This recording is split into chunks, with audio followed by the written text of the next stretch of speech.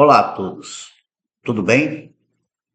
É com grande satisfação que apresento o trabalho de conclusão de curso da nossa especialização em geoprocessamento na Universidade Federal do ABC.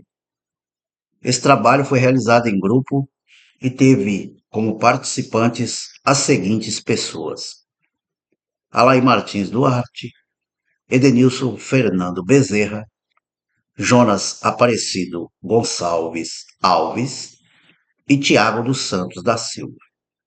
A nossa orientadora é a professora Carolina Moutinho Duque Pinho. O título do nosso estudo é Pendularidade no Transporte Público Coletivo. Estudo de caso em Itacoaxetuba.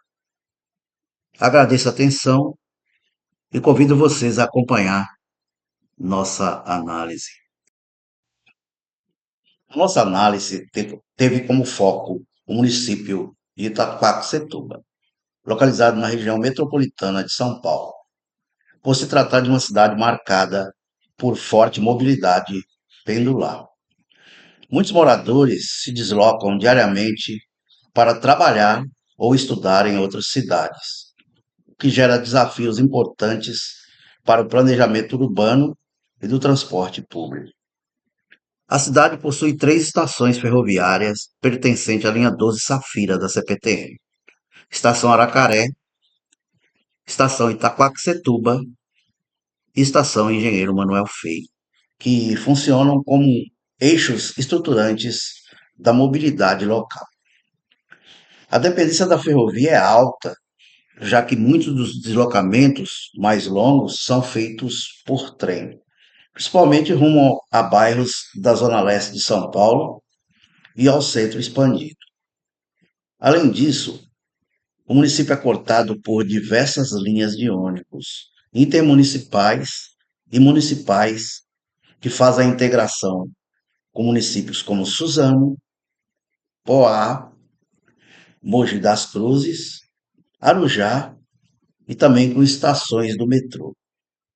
Essas infraestruturas de transportes são fundamentais, mas muitas vezes insuficiente frente à alta demanda e às longas distâncias percorridas. Isso reforça a condição pendular dos moradores e suas dificuldades de mobilidade cotidiana.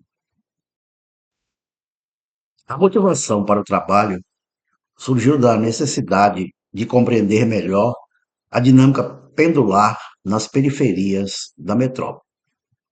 Nosso objetivo principal foi analisar a movimentação cotidiana dos moradores de Itaquaquecetuba, observando padrões de deslocamentos, possíveis gargalos no sistema e buscando evidenciar desigualdades territoriais. Além disso, o trabalho procura contribuir com propostas que possam subsidiar políticas públicas voltadas à melhoria da mobilidade urbana e da qualidade de vida da população. Para embasar nossa análise, utilizamos autores que tratam da mobilidade urbana, da segregação socioespacial e do planejamento territorial. Autores como Flávio Vilaça e Hermínio Maricato ajudaram a compreender como a produção desigual do espaço urbano reforça a exclusão social e territorial. Também utilizamos os conceitos de Silva e de Peixoto, que discutem a pendularidade como expressão da desigualdade urbana e da centralização de oportunidades em poucos polos metropolitanos. Além deles, recorremos às bases teóricas do IBGE e da Fundação SEAD para compreender os fluxos e dados de deslocamentos cotidianos da região metropolitana de São Paulo.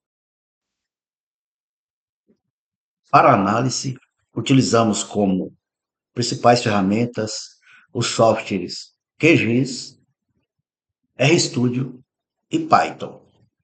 Com o QGIS, Fizemos análise espacial e a geração de mapas temáticos.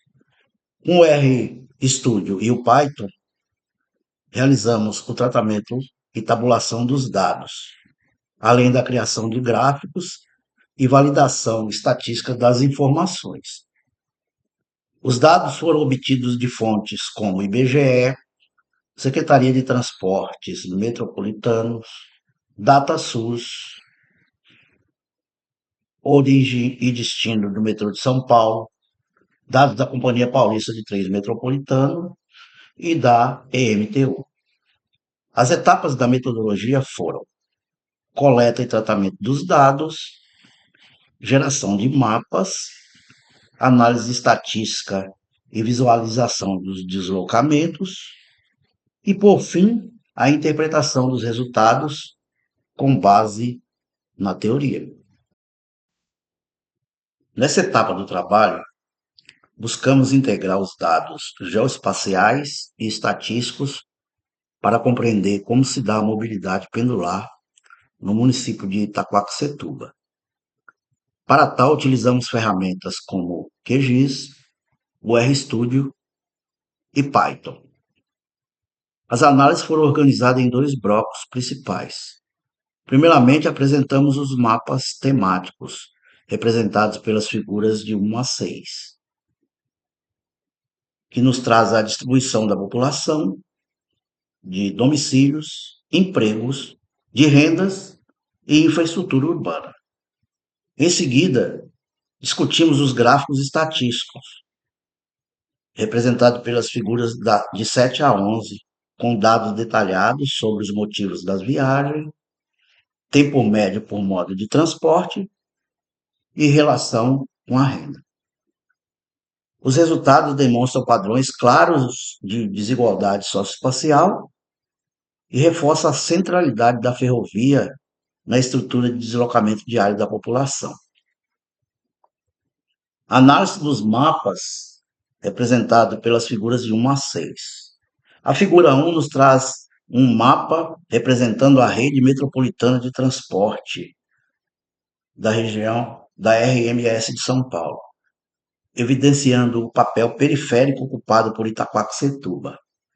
Revela a expansão urbana desordenada e o distanciamento das áreas de moradia em relação aos centros de emprego, o que acentua a necessidade de deslocamentos pendulares longos e diários. A figura 2, o mapa nos mostra a distribuição da população nas zonas ODs de Itaquaquecetuba, indicando uma elevada concentração populacional acima da rodovia Ayrton Senna. Essa rodovia funciona como uma barreira física ao acesso ferroviário, dificultando a conectividade urbana entre os bairros e as estações da linha 12 Safira. A figura 13, no mapa é possível observar a densidade de domicílios nas regiões extremas da linha. O mapa destaca áreas com alto número de residência, mas que não coincide necessariamente com áreas de maior renda. Isso evidencia um adensamento populacional em regiões vulneráveis, com menor presença de infraestrutura urbana e mobilidade.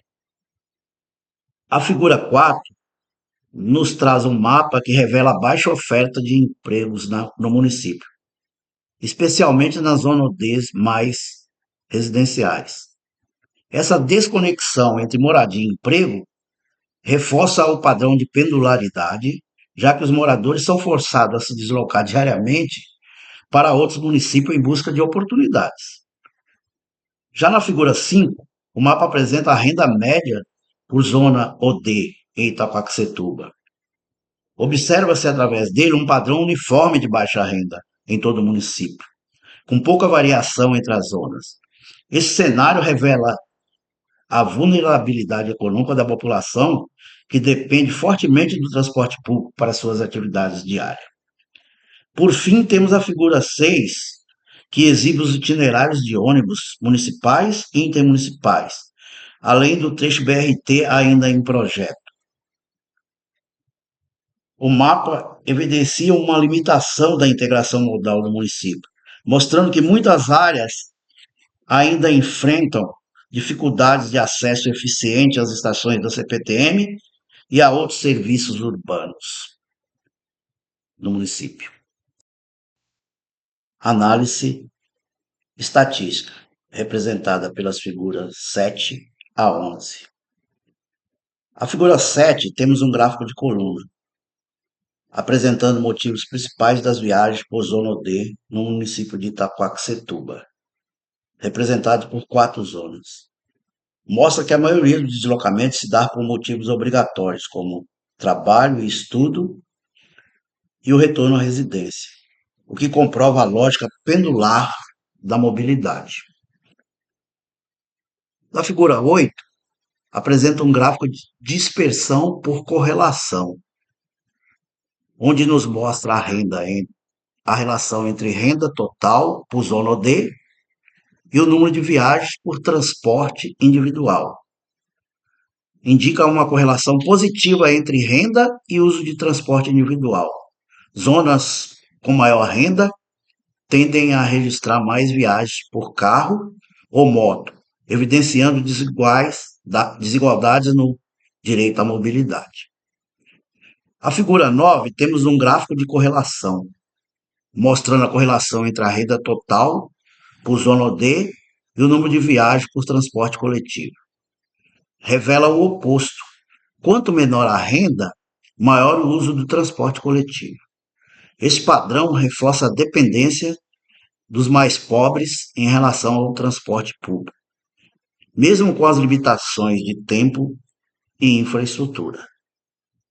Na figura 10, temos um gráfico de coluna, mostrando a comparação entre o volume de embarques diários e a oferta de vagas nos bicicletários das estações de Itaquaquecetuba, Engenheiro Manuel Feio e Aracaré, que são as estações que servem o município.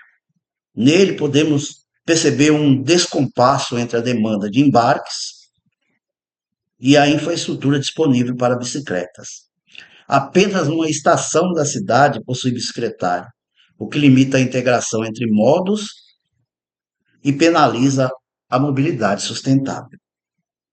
E por fim, temos a figura 11, onde vemos um gráfico de colunas, mostrando a relação entre os principais motivos de viagem, trabalho, educação e residência, e o tempo médio por tipo de deslocamento: transporte coletivo, individual, a pé e bicicleta. Por ele, vemos a demonstração que os deslocamentos feitos a pé ou por bicicleta têm os menores tempos médios.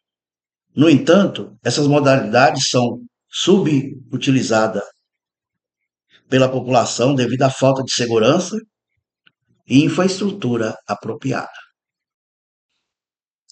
Como conclusão, identificamos que a pendularidade em Itaquaquecetuba está associado à falta de empregos e serviços locais, além da precariedade na oferta de transporte coletivo.